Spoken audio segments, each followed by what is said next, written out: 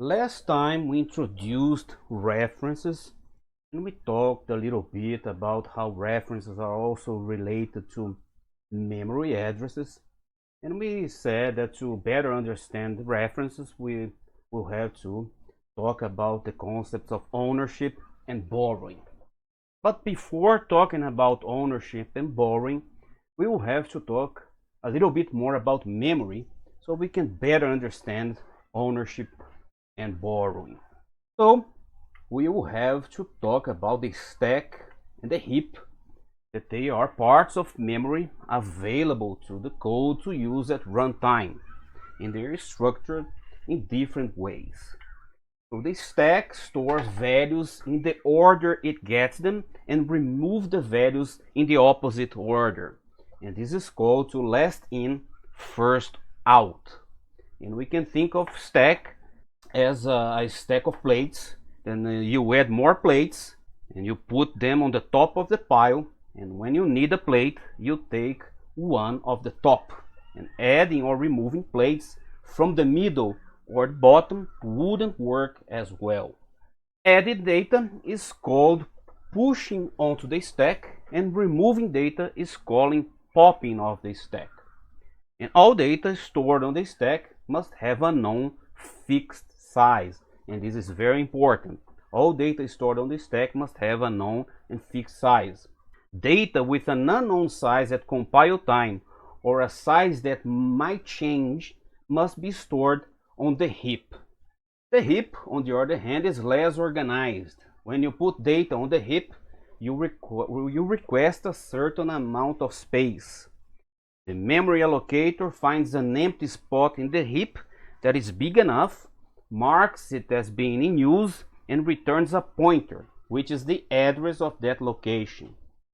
This process is called allocating on the heap, and it's sometimes abbreviated as just allocating. That's pushing values onto the stack is not considered allocating. Because the pointer to the heap is a known fixed size, you can store the pointer on the stack. But when you want the actual data, you must follow that pointer. Accessing data in the heap is slower than accessing data on the stack because you have to follow a pointer to get there. A processor can do its job better if it works on data that's close to other data, as it is on the stack, rather than farther away as it can be on the heap. When your code calls a function, the values passed into the function, including potentially pointers to data on the heap, and the function's local variables get pushed onto the stack. When the function is over, those values get popped off the stack. So we've seen that the memory for a program can be allocated in the stack or in the heap. The stack follows a last in, first out order.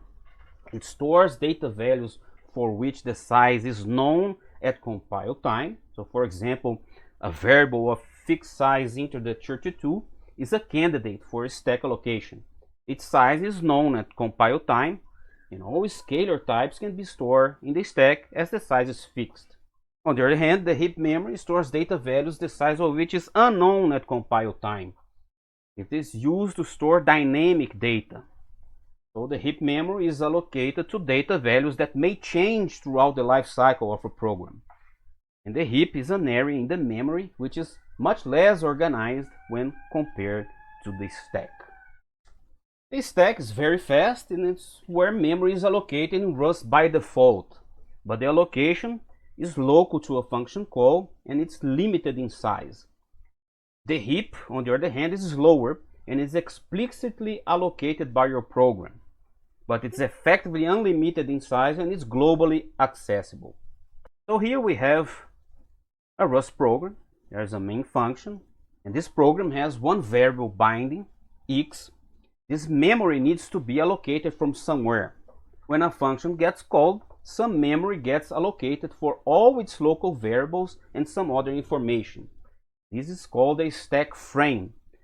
So in this case, when we run this main, we will allocate a single 32-bit integer for our stack frame. And this is automatically handled for you. We didn't have to write any special Rust code or anything. When this function exits, its stack frames gets deallocated, and this also happens automatically. The downside of it is that we can't keep values around if we need them for longer than a single function. Here we have another, a bit more complicated program. We have a function foo and one function main. This program has 3 variables in total, 2 in foo and 1 in main. And just as before, when main is called, a single integer is allocated for each stack frame. To understand what happens when foo is called, we need to visualize what's going on with memory. So, for example, we've got x located at address 0 with the value 42. We have here in the main function.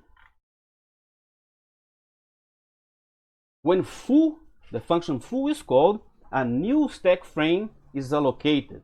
Then we have y on the address 1 with the value 5 and z on the address 2 with value 100. Remember that this address here, they're just for example. It's not necessarily how memory really works. And we have here y and z inside the function foo.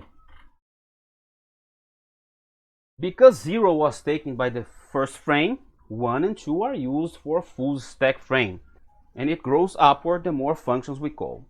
Notice that we're not taking into account the size of each variable. For example, a 32 variable would use the memory address from 0 to 3 or 4 bytes.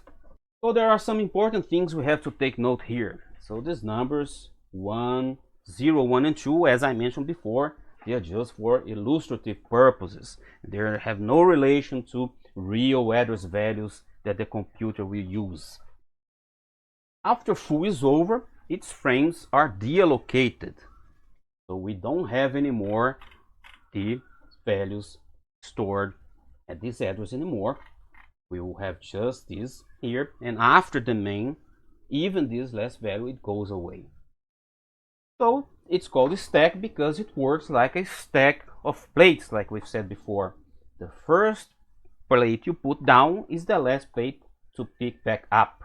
And stacks are called last in, first out queues for this reason, as the last value you put on the stack is the first one you retrieve from it. Here we have another example. We have a function called italic. We have one variable inside italic. Then we have one function called bold. We have 3 variables inside bold, and we are calling this function italic. Then we have this function main. We have 1 variable here, and then we are calling the function bold. So when we call main, we will have this variable x at this address 0. It was the first variable that we declared.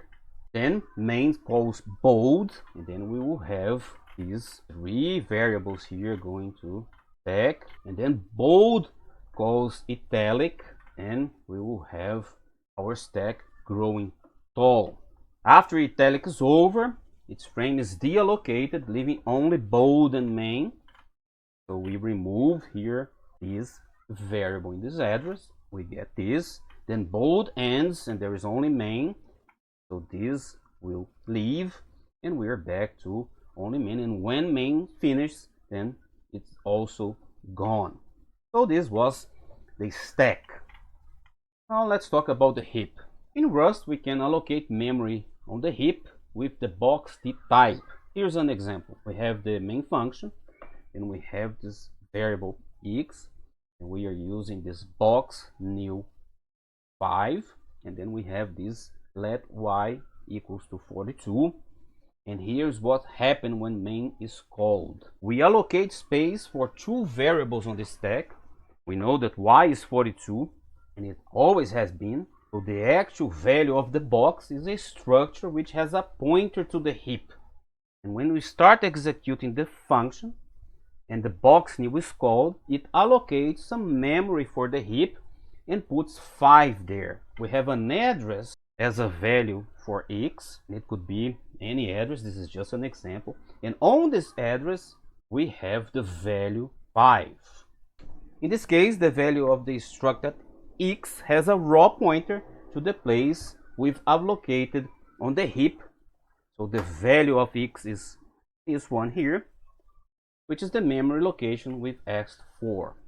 It may seem a little bit complicated for now, but we will do other examples and we will talk about ownership and borrowing, and then we will talk more about the stack and the heap, and this, hopefully these concepts will be a bit more clear.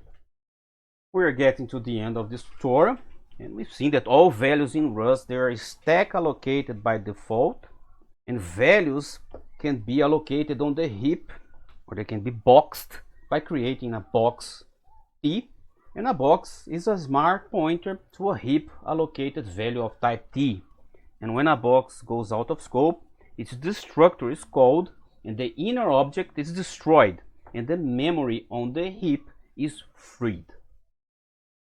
That's it for now, and next time we're going to talk about ownership.